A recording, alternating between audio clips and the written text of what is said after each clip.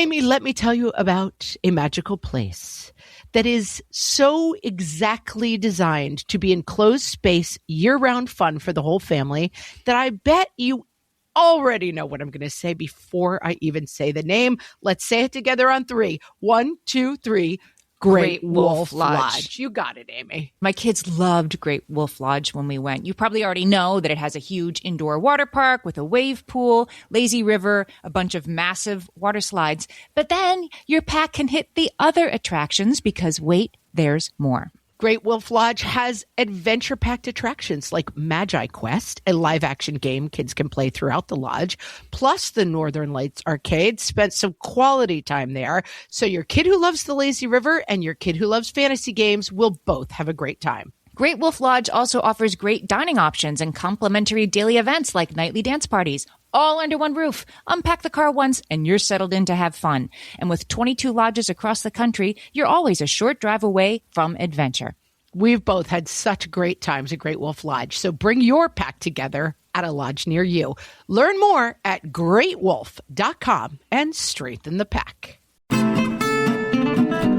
Hello, everyone, and welcome to Fresh Take from What Fresh Hell, Laughing in the Face of Motherhood. This is Margaret. And this is Amy, and today we're talking to Donna Jackson Nakazawa. She is the author of 4 books that explore the intersection of neuroscience, immunology, and emotion, including The Angel and the Assassin, named one of the best books of 2020 by Wired Magazine, and Childhood Disrupted, How Your Biography Becomes Your Biology and How You Can Heal. Jackson Nakazawa is also the creator and founder of Your Healing Narrative, Right to Heal with Neural Re-Narrating. She lives with her family in Maryland, and her new book is Girls on the Brink, Helping Our Daughters Thrive in an Era of Increased Anxiety, Depression, and Social Media. Welcome, Donna. Thanks for having me, guys. Pleasure to be here. Oh, we both need this one. I have a 10-year-old girl and Amy has 14-year-old. And so we are on the brink of them being on the brink. Yeah, they're on the brink. You're on the brink. And I've been there. We're on the brink. Yes, we're all on the brink. And we have a banana peel. Yes. So let's start with the problem we like to talk about. What are we seeing when we look at the state of mental health in girls today? Well, we're seeing that rates of depression and anxiety, which have already been higher in girls traditionally than in boys once girls hit puberty, are skyrocketing. And that gap is continuing to widen between girls' mental health and boys' mental health. So if we just look at a few of the big take statistics, a third of girls now by age 17 report a major depressive period. I don't mean just, a bad breakup or worrying about finals. I mean a period of weeks where they didn't want to get out of bed or they lost interest in their activities. We know that 1 in 4 girls suffers from depression compared to 1 in 10 boys. And more recently, this past year, the CDC reported that the rate of girls with suicidal attempts or ideation rose 51% compared to 4% in boys. So, as a science journalist and investigative reporter, you have to step back and say, what's going on here? And so I set out for 2 years to ask, I think, the greatest minds of our time and get a picture of why is this trend happening? And why is it getting worse now? And it's not just the pandemic. This was in place in the decade before the pandemic. Long before the pandemic, a big report came out in Pediatric Journal that said out of 32 hospitals, pediatric heads were really concerned because instead of their wards being full, pediatric wards being full of kids with stomach disorders or the normal, appendicitis, they were full of girls who didn't want to live. What's going on? Your overall thesis, Donna, is that it's societal, but it's also biological, and that teenage girls are uniquely susceptible to stressors at this time in their lives in a way that boys aren't.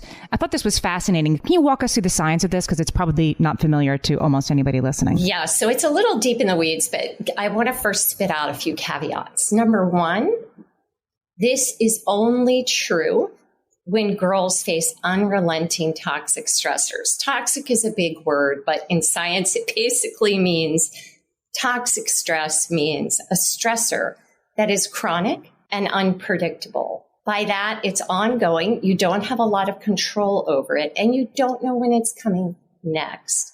So everything that I'm about to say about girls versus boys is qualified by the fact that these vulnerabilities or concerns that we might associate with these rising rates of depression and anxiety and self-harm in girls, these are only the case in the face of unrelenting stress and feeling unsafe. Okay. But let's start at, there's two sort of times in life, right? I'm saying this having read the book as a non-science major in college. There are two times in life that our brains are sort of uniquely susceptible to the stresses of our environment. And one is prenatal and infancy, and one is puberty. And they affect boys and girls differently. This fascinated me. So can you walk us through that?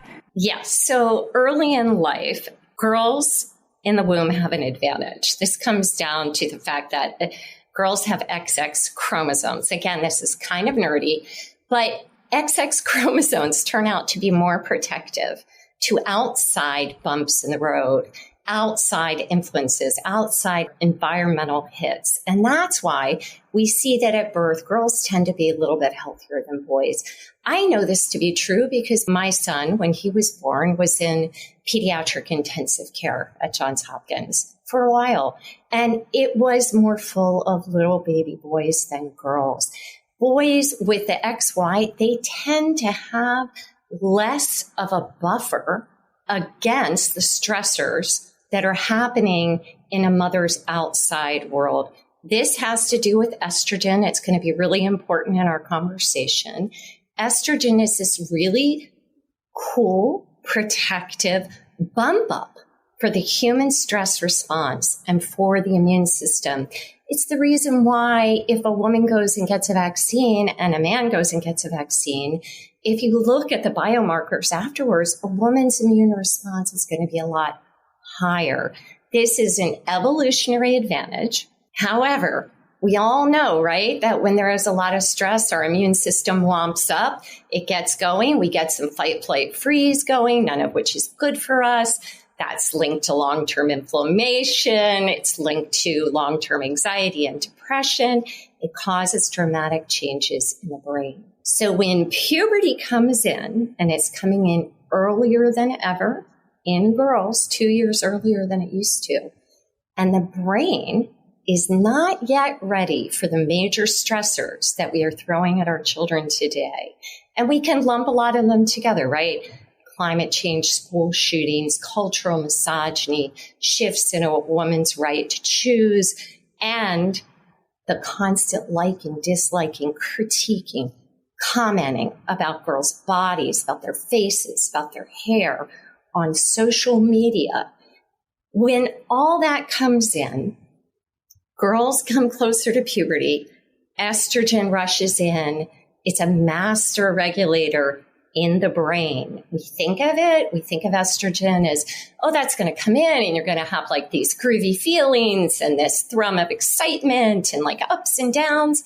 But estrogen is also making sure that neural synapses connect, that wiring fires up in the right way in the brain. And when puberty comes in early, estrogen rushes in to wamp up your response to stressors and to feeling unsafe. But the important decision-making areas of the brain, the prefrontal cortex and other areas of the brain that allow you to make sense of these stressors in real time with a more mature outlook, coping skills, and mindset, including knowing when to ask for help when you feel overwhelmed. When those areas of the brain haven't wired up, we've increased the stress, we've changed the timing at which the brain gets remodeled before it's ready to discern whether or not you're safe or unsafe in the world or how to be safe. We start to see changes in the brain that on brain scans, we know are anxiety and depression. And in picking up the book, I was very much expecting, like, the problem is Instagram and everybody in their outfits, and we've certainly had that conversation, and it is a problem. But this book takes it to a very different level while getting into the biology and neuroscience. And so this may be a kind of a big question, but in thinking for myself reading the book, why does it help us to know that? Rather than just saying, okay, Instagram stinks and everybody's in little outfits and people are sending each other mean texts and that stinks for teenage girls. Like, what does it give us to understand the biology, even though we kind of already see the problems? Great question, because as a science journalist, you really can't take on a big, gnarly, societal, worrisome trend and run around and ask people, am I right if I say, or would that connect to that? Unless you feel like there's something we can do about it. Now, of course, I'm biased. You're asking the choir this question.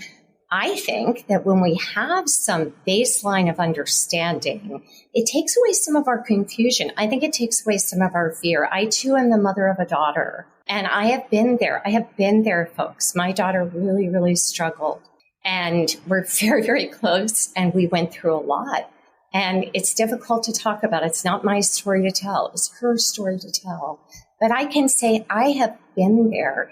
And when we don't understand what's going on, at least for me, for my brain, the not knowing, the wondering, the maternal ruminating, what am I doing? What should I be doing? This shouldn't be happening. I should fix this. This is on me. I should have, could have, would have. I'm going to make it better. I'm going to do it all by myself tomorrow. I'll say the right thing. We get caught up in that maternal ruminating, which mothers are much more prone to than fathers, by the way, as well as self-blame. And if we don't have a broad picture, wow, this isn't just me. Wow, I get what's happening in her brain right now. I get what's happening in our society right now. And I can have a framework for understanding that takes this out of the realm of what's happening in the kitchen and into the realm of, okay, let's step back and let's think here. What will bring down her body and brain stress machinery? Like, what are all the ways that we can do that? And I think we become much more effective. We think outside our old maternal box, which is often very limited and may even be based on what we experienced growing up, right? So we break wide open into a world of possibilities that change us and give our kids a very different way of looking at their connection to us, their safety with us, and the different supports that are available through family, through community, through extended family, through school, through therapy. And it just goes on from there. It depersonalizes it. I just want to add one thing, a personal thing that bothers me when I talk about this. And that is that I wish we didn't need the science. I wish we could just say, oh, girls are really suffering. This is, X% don't want to get out of bed for several weeks a year, or X% look at Facebook or Instagram and feel worse about themselves, 40%. I wish we could just take the stats and run from there. And that even more so, we didn't even need them in the first place. We could just go, they're suffering. Let's change this. Let's change it. Shouldn't that be enough? Let's fix it. Yeah, let's work on it. We're talking to Donna Jackson Nakazawa, and we will be right back. Hellions, it's time for some spring cleaning, and I don't just mean the coat closets. Doing your financial spring cleaning can actually be super easy when you let Monarch do your financial spring cleaning for you. One dashboard that gets your entire financial life organized. No more clutter, no more mess, no more logins scattered everywhere, just accounts, investments, property, and more, all in one place. Get your first year of Monarch for half off, just $50 with promo code FRESH. Monarch allows you to look not only at what you've already spent, but also to plan for the future. With Monarch, you can set savings goals, plan for big purchases, and notice spending trends before they become a problem. I can generate cash flow reports that show me what we spent this quarter, this month, what we're probably going to spend next month, and feel prepared, organized, and knowing how to plan for the future. No more surprises and a lot more clarity. try Monarch. Use code FRESH at monarch.com to get your first year half off at just $50. That's 50% off your first year at monarch.com with code FRESH. Amy, when I'm having a good hair day, it usually makes my whole day better. And that's why on every day, I'm taking Nutrafol. Nutrafol is the #1 dermatologist-recommended hair growth supplement brand, and it's the #1 hair growth supplement brand personally used by dermatologists. Nutrafol's hair growth supplements are peer-reviewed, NSF certified for sport, and clinically tested. Nutrafol offers multiple formulas for men and women, tailored to different life stages and lifestyle factors, so you get support that's actually right for you. Adding Nutrafol to your daily routine is easy. Order online, no prescription needed, with automated deliveries and free shipping to keep you on track. Let your hair be one less thing to worry about. See visibly thicker, stronger, faster-growing hair in 3 to 6 months with Nutrafol. For a limited time, Nutrafol is offering our listeners $10 off your first month subscription and free shipping when you visit Nutrafol.com and enter promo code LAUGHING. That's Nutrafol.com, spelled Nutrafol.com, promo code LAUGHING. Before the break, we were talking about, and I think it's something I'm reflecting on talking to you, that we talk so much on the podcast, and it's something that always gives me a lot of comfort. And we've been doing the podcast for many years. I had little kids when we started. The idea of like, this is developmentally appropriate. And so when your 2-year-old is biting or hitting and that someone is able to say to you, this is developmentally appropriate, this is what they're struggling with, it's a much easier starting point than like, my kid is broken and my kid is bad and my kid is completely out of control. And I think we stop having the developmentally appropriate, it's like for a 2-year-old, this is developed 3, 4, and we kind of stop having that conversation around teenagers, and they just all fall into this cloud of like, teenagers are a nightmare and they kind of stink. And this allows us to, I think there is a huge value in going underneath that and saying like, there's actually something that's causing this and making it happen. And it is developmentally appropriate, which doesn't mean it's good. It doesn't mean your 2-year-old gets to keep biting you. It just means to say, this is what you need to understand, because hopefully it can help you get behind it a little bit and start to find solutions. I totally agree. Isn't it in this case, it's the mismatch between what's developmentally appropriate for these girls and what's being expected of them, right? I think in your example of the 2-year-old that's biting, the mom needs to understand 2-year-olds are going to bite. So you redirect, you don't, shame and punish. The world is sometimes telling the 14-year-old, the 11-year-old, the 9-year-old that she needs to be showing her body, for likes and comments. And you call it the in-between years, Donna, that they've been stolen. So can we talk about that? How the in-between years are something that our girls are losing? Yeah, absolutely. So the years of 7 to 13 used to be this time called middle childhood, or the in-between years. In between kind of being a very little child of whom very little was expected in terms of, doing big things in the world. You're 7. And being 13 and entering at that time what we would think of as adolescence, although pediatricians are thinking of moving the age up earlier since it's happening earlier. But 13 and on, where you start to do more on your own. You need outside validation more than your parents. You begin to turn more to peers. All of a sudden you start to think, I have got book reports to write. I've got things that I want to be passionate about in the world. I want to take on. I want to learn more about climate change. All of that's moved up earlier, including, testing kids in schools, starting to talk about college, not just after school sports, but club sports, travel sports. If you haven't driven your kid to a club sport event somewhere other than in your home state, you're probably not with the 21st century. And yet, how did that happen? And what kind of message is that, coupled with lots of other things? Let's tick them off. School nurses tell me that Apple Watches, which are just as full of Instagram and images as a smartphone, are a norm now at 7 or 8. If you're worried about your 8-year-old daughter seeing TikTok or photos on Instagram of girls revealing in order to get likes, It's all right there. Or how about, who's the best in the class or who's getting the award on the sports field? All of it has come in a lot earlier. And what do all those things have in common? Extrinsic value. Other people ascribing value to what kind of student you are, how good you are at a particular sport, what your face or body looks like for other people's consumption, instead of intrinsic value. And this used to be a time where girls were free to make friendships and figure out what they really liked. And, do I want to get into photography? Yeah, I think so. Or do I want to build sandcastles in the backyard?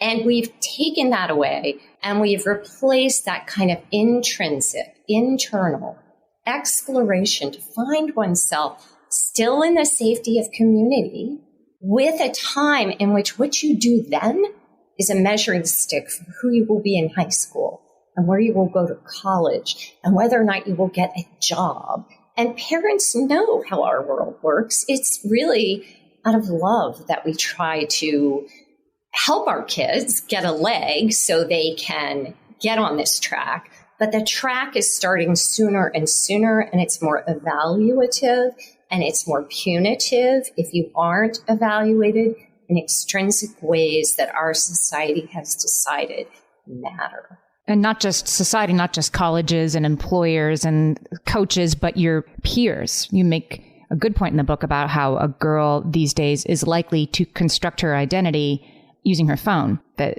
she starts with that. And then I think you sort of try to backfill your real life to match the gay and carefree, girl flipping her hair that you tried to be on Instagram. Yeah. That you think you're supposed to be. And I would add to that I have a 10-year-old who doesn't have a phone, but all the girls she knows have phones. She doesn't have social media, but it sneaks in by osmosis through the crowd. It's not just like, okay, get rid of the smartwatch. It's a very deep societal thing. It's not just like, do you or do you not have a phone? I think that's right. Because all the kids are doing that. All the kids are doing that. And my daughter was the last one to get a smartphone. In fact, when she got her smartphone, her best friend was so excited. She wanted to go with me to the store to get it to surprise my daughter. That's how big it was. Finally, she's going to have one. But it does all creep in there. However, I would say by not having a smartphone or a wristwatch, a smart watch or whatever we want to call it, before 13 or 14, you are helping in a lot of ways you might not realize. For instance, it's slipping in, but your daughter is not up late at night when she should be sleeping. Scrolling through. Yeah. Scrolling, staring, despairing, comparing. She isn't doing that. And she isn't sitting at the dinner table with her phone in front of her. So there are a lot of things. She isn't getting up in the morning and checking her phone over breakfast.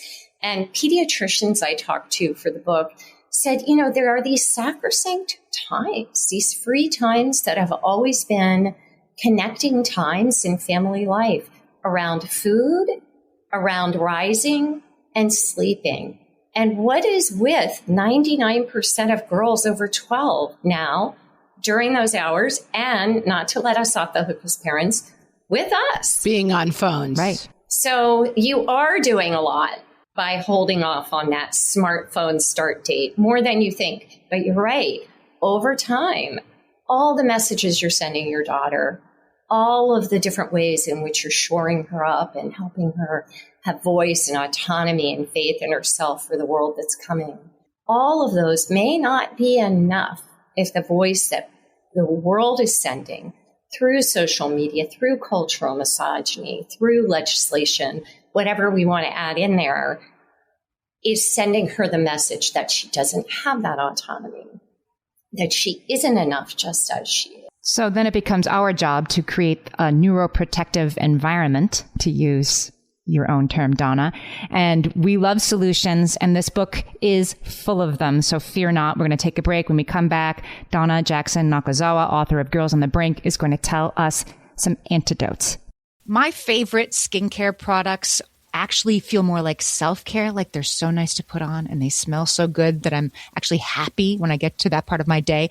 And I swear that is how I feel about Osea's anti-aging body balm. Amy, you are usually the lotions and potions queen on this podcast, but I have to say, hard agree. Osea's anti-aging body balm is a liquid silk body balm that combines the lasting hydration of a lotion with the firming power of a serum, leaving skin smoother and firmer. This body balm is clinically tested and designed to deliver visible results you can see and feel. So we've gotten to use this product for a couple of months now, and I swear I have really noticed firmer and smoother skin, like on the back of my hands. It's like getting a mini spa treatment from head to toe. Get a spring-worthy glow with clean, clinically tested skincare from Osea.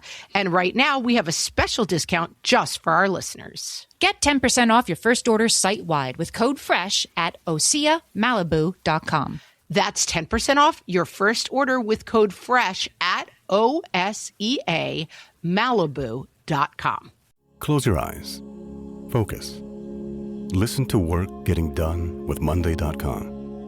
Relax as AI does the manual work, while your teams are aligned on a single source of truth. Feel the sensation of an AI work platform, so flexible and intuitive, it feels like it was built just for you. Notice you're limitless. Now open your eyes, go to Monday.com, start for free, and finally, breathe. Okay, Donna, so this book has 15 antidotes, strategies that we can use to raise emotionally healthy girls and help them thrive in the face of this difficult world they're being raised in. So let's touch on a few of your favorites. So I really think that when I thought about these 15, and I talked to a lot of people in public health who have been thinking about this all their lives, it's their jobs, and kind of putting it together with our new information about what's happening in girls' brains that's new and different now. And it really has to begin with what we've touched on already, which is that essential sense of family safety and connection. So one of the things that really stood out to me in reporting the book was work out of the School of Public Health at Johns Hopkins by a researcher, Christina Bethel. And she found, digging deep into family thriving, that the one denominator that stood out the most for child mental health and adolescent female mental health was that a girl was able to go and talk to a parent about anything. And so if we take that as a little flag, as a little, green, that's a green flag. If we have that in place, that's good. How do we do that? And I think that when we talked about how things have become so ramped up in childhood and in those in-between years, we as parents, again, by trying to do the right and loving thing, have sometimes womped up our, oh, wow, you were the best at that, or you're developing so quickly, oh my God, or wow, you look 16, or gee, I can't believe you thought about that for your essay. That's like a high school essay. We, even in our own language, our own body language, our gestures, we're sort of revving them up to be grown up overnight. And we're doing it. Why? Because we believe in them. We think that's good. Maybe we didn't get it when we were growing up and we want to be like the positive cheerleader. And we also rush in to want to fix things, judge things. And that makes sense with going back to a 2-year-old, right? Okay, you fall, you skin your knee, let me fix it. Or you break it, your tooth comes out. It's okay. The tooth fairy's coming, whatever. We always have an answer. That's what makes us really great moms. But sometimes, as we're coming into this period where the brain is getting flooded with chronic stressors and feels unsafe, what girls really need most is for us not to judge, not to fix, not to step in, and establish a safe connection where they can come to us with anything. And we can listen, no matter how hard it is to hear. That is what the brain needs most during these years. Do you think there's a role, this is maybe slightly random, but I find for myself personally, as my daughter moves out of childhood and into this kind of next phase, that I'm having to let go a little bit of being like her pal, her other person. And I hear from my friends, it's harder, I think, for our generation than for my mom's generation, who saw themselves very much as like, okay, we're the parent, they're the kids, and kind of finding a new line where I'm kind of back in the like, Oracle sitting on the mountain role, and not so much like, hey, let's be friends on Facebook, you and me. Like I have to kind of almost take a step back to find that role. Is that something that you hear from other people? 100%. It's time to put the mother-daughter dresses away, people. Yes. And my little buddy and finding a little bit like a new role. I'm finding it challenging in a way that's surprising me. And it's making me feel old in a way that's surprising me. So I think, first of all, just recognizing that and tuning in to how it makes you feel is a really important step, because too often when our kids are changing, and we do have to step into that more listening, caring, researchers call it parental attunement or biosynchrony. Just let me give you an image. When you're carrying a child, your placenta does what? It's this screen between you and your child and all the terrible things in the world that might come to you through eating, something with preservatives in it, or walking past a rose bush where they just sprayed pesticides. Your screen. And that is for all kinds of toxins in the world. But as girls enter this phase, we're kind of a screening system, still our body in a different way. Our presence, our calm, our regulation is the screening system through which the world comes. So when you said, I'm having to think about this, I'm having to dig in and go, wow, what does this mean for me? You're actually doing the very first step and the right step to getting to that place where you can back out of this story. Let it be your daughter's story, and be, if you want to call it the oracle, I like that.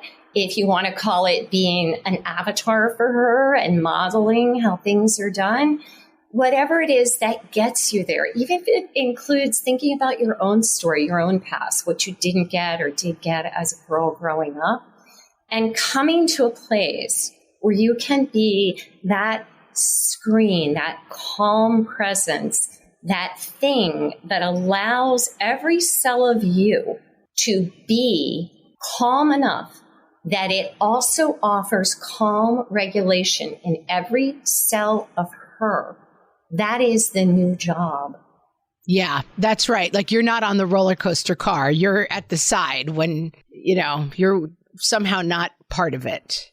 You talk about understanding what your stress is communicating to your child, and where your own stress comes from. As part of unpacking this, we just had Penelope Leach on the show, and she was talking about new studies that show that how stress develops babies in utero. Absolutely. I hate to maternally ruminate about how my own stress about my daughter's life and the stressors and how they interact on her, how my stress about that can affect her ability to handle it. But it is something that's important to consider.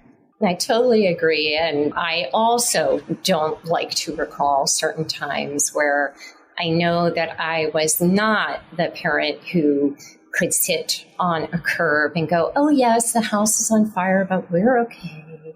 We're going to be okay. I don't think I was. I know that I was not that person.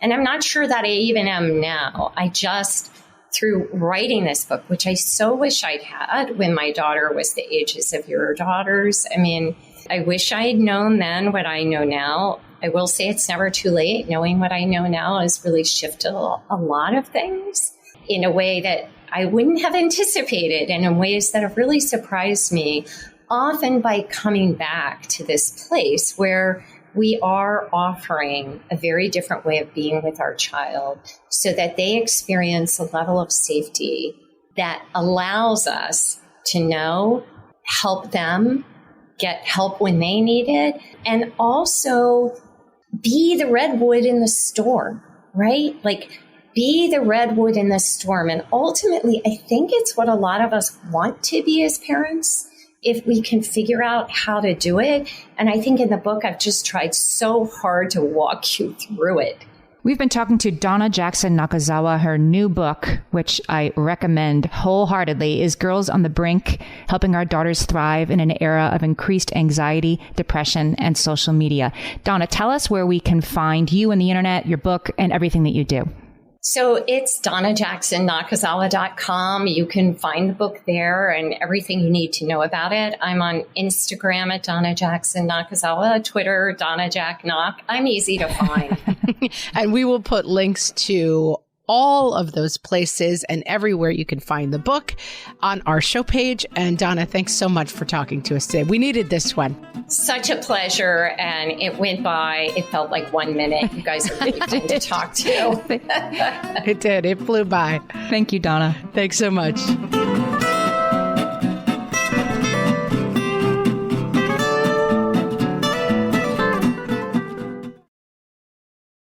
Close your eyes. Listen to Monday.com. Feel the sensation of an AI work platform. So flexible and intuitive, it feels like it was built just for you. Now open your eyes, go to Monday.com, start for free, and finally breathe.